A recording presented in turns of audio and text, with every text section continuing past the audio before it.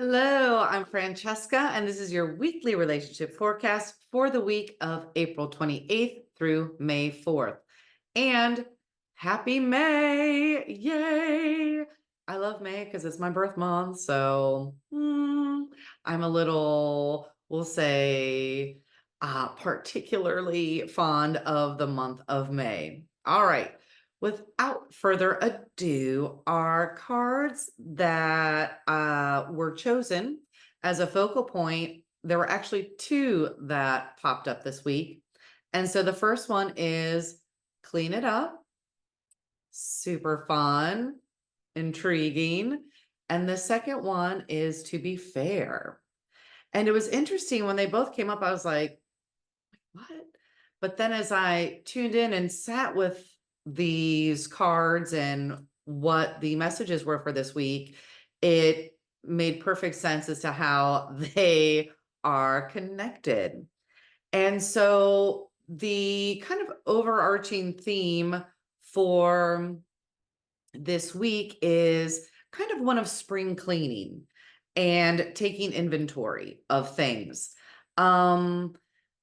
The beautiful part about both of these cards is they both have really positive messages of making room for those miracles to line up for you. And then being open, kind of like a cause and effect. You are now going to reap what you have sown. And so wondrous things will be revealed this week. And that is always fun and exciting. So, all right. Now, more specifically, if you're single looking to mingle, not single, not looking to mingle, so pretty much for everybody, because your primary relationship is always with yourself. You may have been feeling a little overwhelmed lately. There's been a lot of planetary ongoings. We had two pretty big eclipses. We had the Jupiter-Uranus conjunction. And so a lot of things coming up to the surface, things ready to be released. We had that super pink full moon, which woo-wee. I don't know about you, but my sleep was wonkadoo for a couple nights before, especially the night before, but I get super affected by full moons anyway. Let me know in the comments if you are affected maybe more by a full moon or a new moon. I'd be curious to know. So there is, once again, I had mentioned about kind of like thinking about what you need to do, maybe what you need to clean up, but also keeping in mind that balance, because there's always this ebb and flow of the states of being and doing. And it's just awareness. So maybe, one day this week, it's more of a doing week or a doing day. And then the next day is more of just a being. And both are necessary. We need both. We need the being days to kind of integrate, pull up our energy, reserves, and then the doing days. And this is also a really good week to just start knocking some things off your to-do list. And that will also kind of ease maybe some of the overwhelm. So what is doable this week? Maybe make a list. I'm a huge list person. Not everybody is, but I love to make lists and I love to cross things off those lists even more. And I love making the list. And then I just feel so accomplished. Whee, yay. So maybe that helps to just kind of take stock of what needs to get done. Maybe some projects you had been postponing. Maybe now's the perfect time to jump on them. So just feel into whatever resonates for you. Once again, just take whatever resonates from this and leave the rest. All right. Now, if you are dating, so everyone has, we'll say challenges. I know some people say baggage. Everyone has challenges. And so this is a reminder to remember that there is no perfect person. Nobody is perfect. everybody has great qualities and everybody has their challenges. And this week, there's more of a message of self accountability, self responsibility. So to just kind of take a look at what you bring, all those good things, and then also at maybe what are some challenges that you are working on. And is there a pattern now that you have outgrown? Most of our patterns take root in the past as a means of either protection or trying to learn something, trying to master something. So maybe they no longer serve you now. Great.